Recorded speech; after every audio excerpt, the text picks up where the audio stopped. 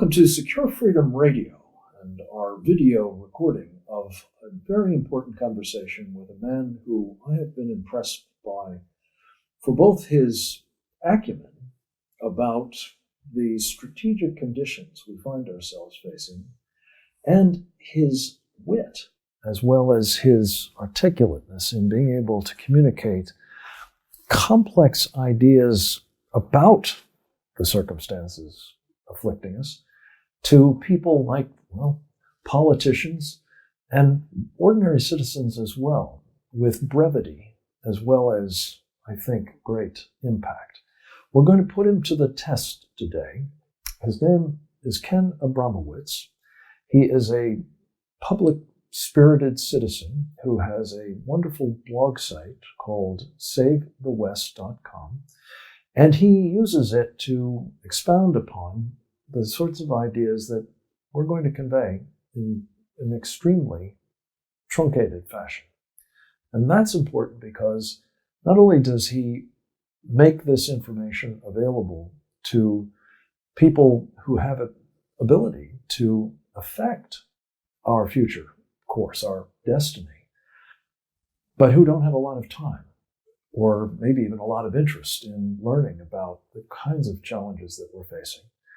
But also, I hope, as an inspiration to all of you to realize that you too can tell the people who represent you, the people whose influence on your lives can be quite dramatic, what you think in a very short form.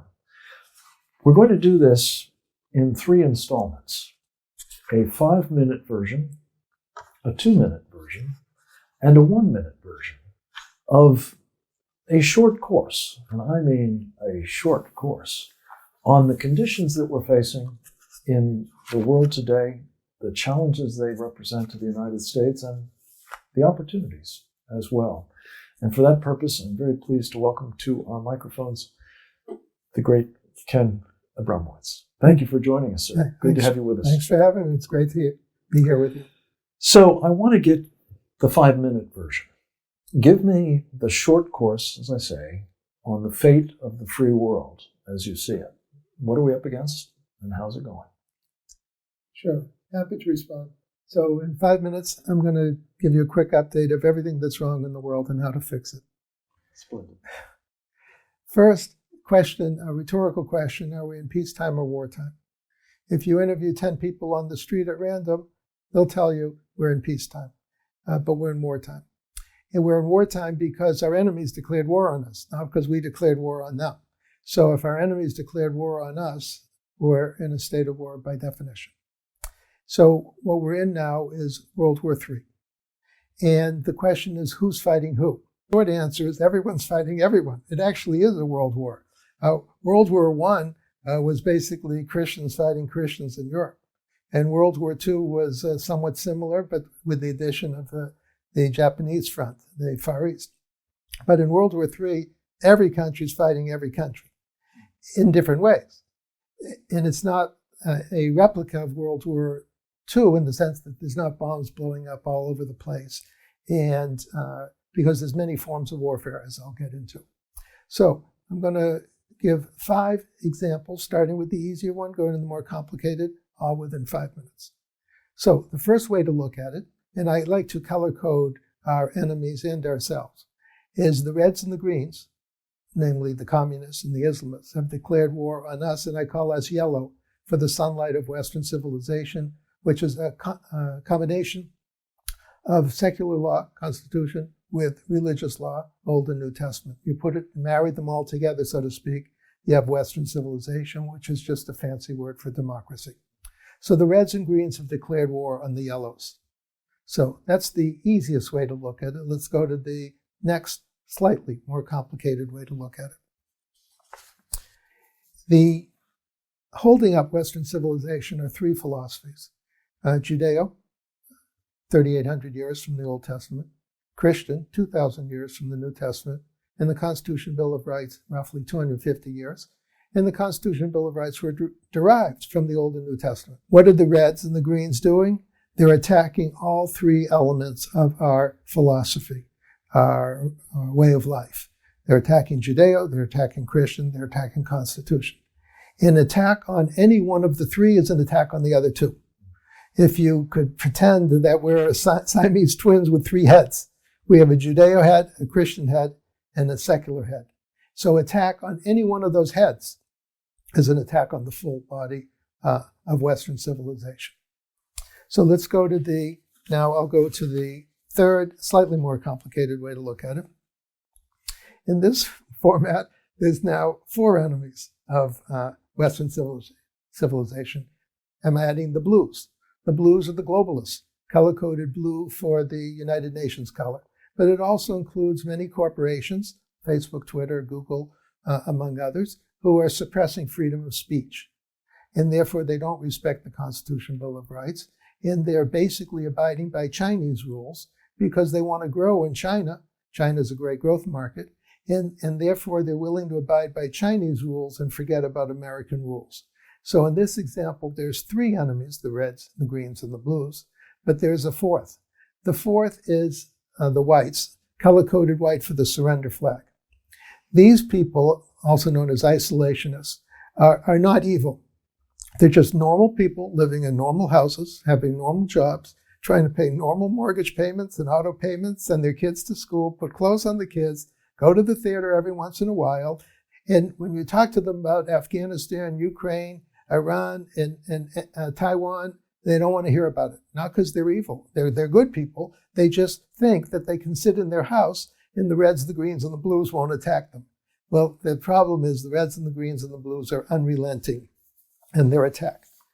Let me go to the final page, the most complicated way to look at it. The reds and greens and blues can be divided into subsegments of particular bad guys. And I've identified 17 bad guys and 6 forms of warfare, physical, cultural, economic, legal, demographic, and cyber. When you multiply 17 bad guys and 6 forms of warfare, it's about 100 fronts, but not every bad guy uses every form of warfare. So it comes out to about 90 forms of warfare, and that's what we're fighting. 5 minutes on the nose. Thank you. A remarkable feat, and I think a very accurate portrayal of both the dynamics that are at work here and the complexity. So now I'm going to ask you to do this elevator speech in 2 minutes. Give us the highlights of what you've just described, and what, if I were a United States Senator, you would be trying to impress upon me most. Okay, so in 2 minutes, I'm going to tell you everything that's wrong in the world and how to fix it. Number one, we're in World War III, whether we want to be or not. The reds and the greens and the blues, which I will define in 1 second, have declared war on the yellows. So now let me define the color code. Yellow is we the people, are yellow for the sunlight of Western civilization. We believe in the Constitution Bill of Rights. We believe in the Old and New Testaments. When you marry them all together, you have democracy, which we call Western civilization. Approximately half of the world lives in a democracy. The democracy is not functioning very well, but in a theoretical democracy, you will find half the people. The other half of the people live in an authoritarian or dictatorship, and those would be the reds, greens, and the blues are everywhere. So let me explain the reds and the greens. The reds are the communists, which would be China, Russia, former communists, North Korea, and the greens would be the Islamists, Iran in particular, but also the Muslim Brotherhood financed by Turkey and Qatar, and Al-Qaeda, ISIS, and hundreds of affiliates around the world. The blues are everywhere. They're the United Nations, plus United Nation organizations, WHO, International Criminal Court, plus corporations like Facebook, Twitter, and Google, who operate on a worldwide basis and have adopted Chinese morality instead of American morality to govern them, because if they don't, they'll be knocked out of China. So they've decided to basically be loyal to China. If you put this mess all together, the United States is fighting a 10-front war for its existence. That's the end of our 2 minutes. Now we're going to put it to the test. Tell me everything that's wrong in the world and what we can do about it in 1 minute, Ken Abramowitz. Okay.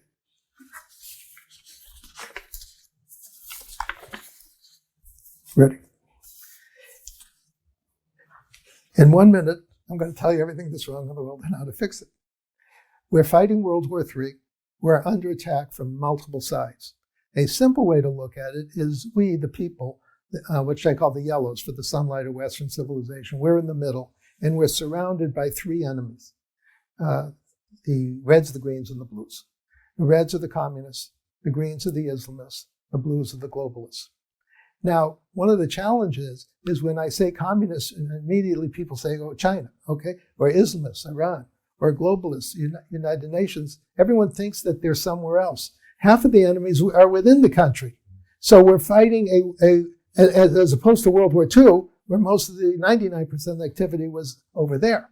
We're fighting here against worldwide criminal organizations, basically, the reds, the greens, and the blues.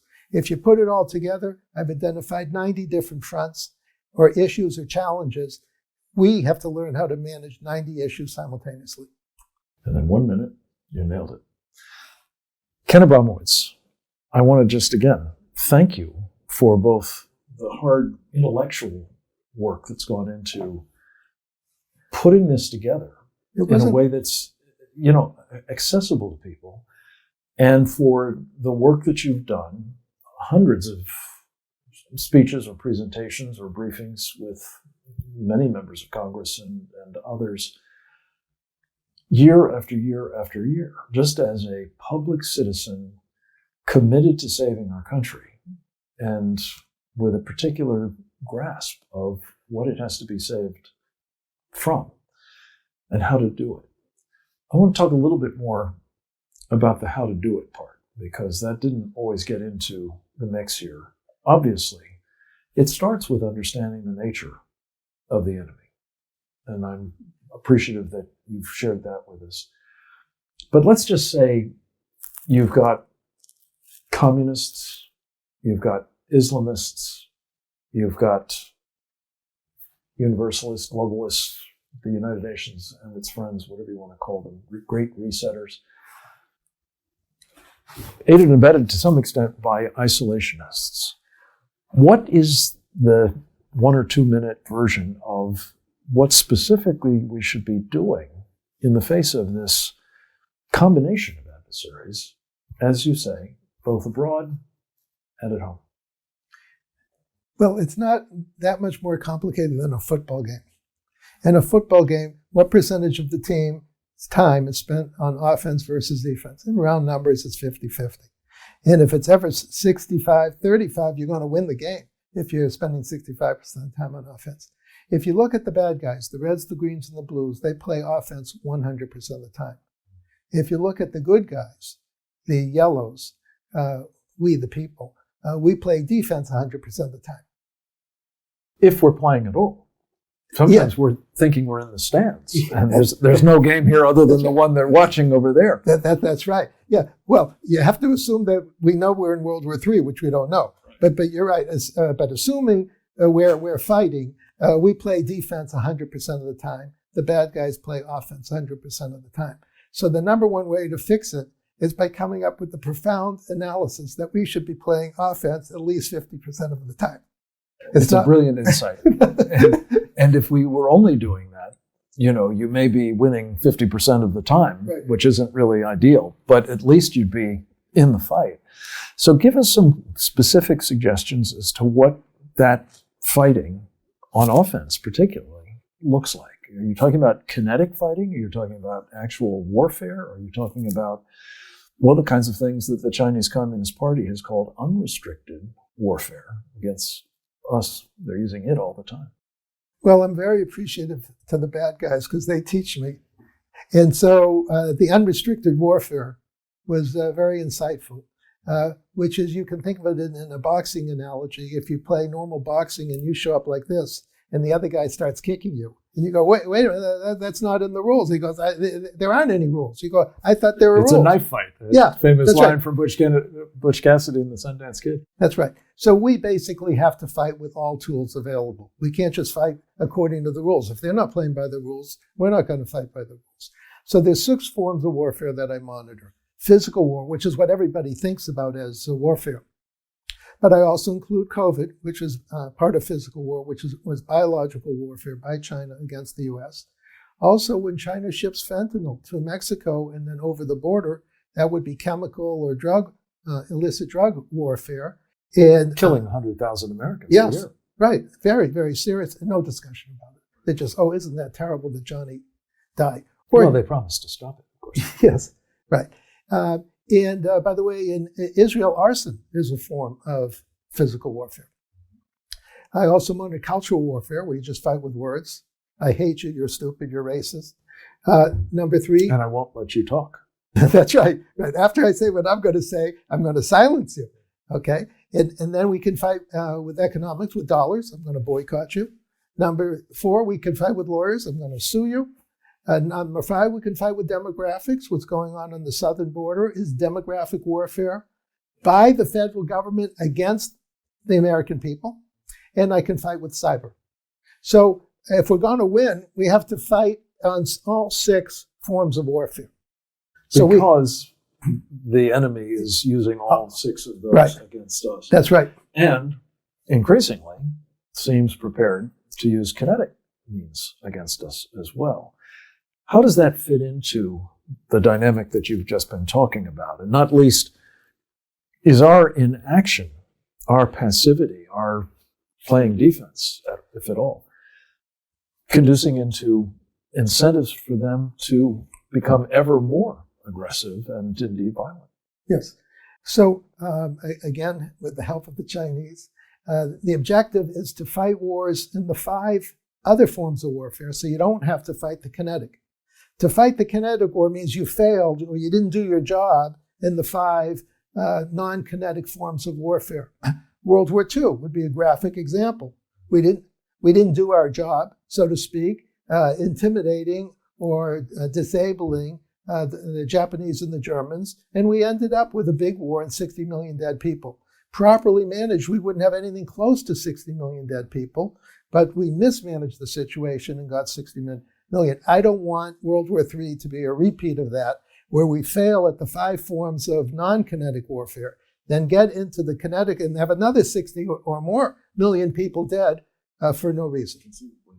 Yeah. Winston Churchill called World War II the unnecessary war. I think what you're talking about is every bit as much. If we can take the sorts of steps that you're talking about, perhaps we can spare our children and our children's children the consequences of this. When you look at the universe of people making decisions about our policies, is there anybody in all of those hundreds of elected officials at various levels, governors, congressmen, city councilmen? I know you're absolutely Catholic, small c, in your efforts to spread this word. Have you found many people who resonate to this? First of all, many that have understood it before you actually started briefing them, or at least got it once you were finished. Well, if you look at the different powers within the country, you have the administration, of course, you have the House, you have the Senate, you have the governors, you have attorney generals. Let's just look at those 5 elements. The best hope is in the governors and attorney generals of the Republican states. Roughly 27 states are run by Republicans, and they understand it not all equally, but they understand the mess. And they're basically going to have to manage their state as if there's no federal government, because the federal government is out of control lawless. So if a state... And playing for the other team in a number of instances, as you say, with the border, most especially. Yes. So number 1, the governors and the attorney generals have to step up. I mean, like 5 or 10 times more than they do right now to basically manage their states according to the Constitution, which we all believe in. States' rights. Yes, yes, which we've forgotten over the years. As you know, in the beginning days, the states had all the rights, and they reluctantly gave some of these rights to the federal government. Now the federal government has taken more and more rights away from the states, and we have to reverse that trend, but it's up to the governors and the attorney generals to do that. The next stage we come to are the senators and the congressmen. The senators and the congressmen, I speak to about 100 of them a year, and either on the phone or in person. And only the top 10% of the class understand the mess we're in. The others are very nice people, very hardworking, very sincere, very focused on their district or their state, but they don't see the bigger picture surrounding them, and they need help. And they can be helped, and they can learn, and they can improve. As a final point, the administration, there's no hope in the administration. There's nobody who understands the gravity of the situation. Nobody understands World War III. Nobody is afraid of them. And I would call them warmongers, so to speak, through their weakness. And so I'm very worried about the administration. And to the extent the administration knows what's going on, some elements within the administration are working for the other team, either the Reds, the Greens, and the Blues. And you add, or all of the above. Or all of the above. Yeah. Yes. Against the United States of America. Yes. It's shocking. Yes. Ken Abramowitz, this education that you're providing, it seems to me, has never been more needed. For a reason, and I feel it very strongly in my own experience trying to teach people about these subjects. And I wonder if you'd agree with this analogy. You've spent much of your professional life brilliantly, I might add, in the healthcare business, making money in hedge funds, investing on it, and so on. You understand, probably better than just about anybody, I think, this analogy. And that is that we have, in the past 30, 40, maybe years, genetically modified the body politic of the United States to mutate, beyond recognition, really, one of the most fundamental parts of our DNA in the body politic sense of the word, namely the survival instinct, the just plain common sense that enables people to make rational decisions about what will conduce to their safety, which they should adopt as their preferred course of action, as opposed to the behavior that is going to get them killed. You're trying, it seems to me, to do a little, if I can use this expression, gene therapy to get that survival instinct resuscitated, reimplanted, whatever you want to call it. Am I right? Is that where we find ourselves now, that we've gotten so far removed from maybe just the circumstance in which life is so dangerous day to day that we can safely ignore these circumstances? And you're trying to make sure people appreciate just how dangerous it is. Well, one of the problems we have is our enemies are human beings. If they were lions, tigers, and bears, to quote Dorothy from The Wizard of Oz, then people say, oh, the Reds are lions, and there's tigers, and there's bears. And they're hungry. Yeah. And they're going to eat me. OMG, we have to do something here. But because they're humans, and they can be wearing a tie and sort of look like us. And we impute to them the same values that we have, right, and likely the same behavior. Right. And they can speak in falsehoods, but we believe them because Americans are very forgiving people. We expect people to tell the truth. So it's very easy for us to be disarmed, and it's up to our leaders to identify the lions, tigers, and bears. Unfortunately, our leaders are in bed, so to speak, with the lions, tigers, and bears, and therefore confusing the American public, but I know how to fix it. Excellent. In 1 minute, tell us how to fix it. Well, I have a real way and a joke. The joke is the only issue I and Nancy Pelosi agree on is that 50% of the country needs to be in re-education camps. So that's the joke. We disagree, of course, who should be. Which part? Yeah, sure. But the real answer is we have to get control over the educational system. Two separate issues, K through 12 and the universities. And it's very easily fixable. We have to go to universal school choice. And we need a student bill of rights. So students will have the right to have teachers who believe in the Constitution Bill of Rights. We'll have the right to read American books, not foreign books. Will have the right to read books that are loyal to the Constitution Bill of Rights. So if you combine school choice with a student Bill of Rights, that could fit, and vouchers. School choice goes hand in hand with vouchers. That's how to fix K through 12. On the university level, I would just announce that the universities have become political organizations and therefore have lost their tax-exempt status starting this afternoon. And if they want to get it back, here's 10 things they have to do. As soon as they do the 10 things and become educational organizations again, they get the tax incentives deductions back as soon as possible. Let me just say, a characteristically both brilliant and simple idea. Mm-hmm. And I commend you for it, Ken Abramowitz, and I thank you so much for sharing all of these insights and ideas with our Secure Freedom Radio audience. I hope you'll come back, because I want to talk with you about that curriculum that is actually being used to teach our kids these days, including critical race theory and hating America. But that's for another day. Thank you for your time on this one. Pleasure to be with you. Again soon. Anytime. Thank you.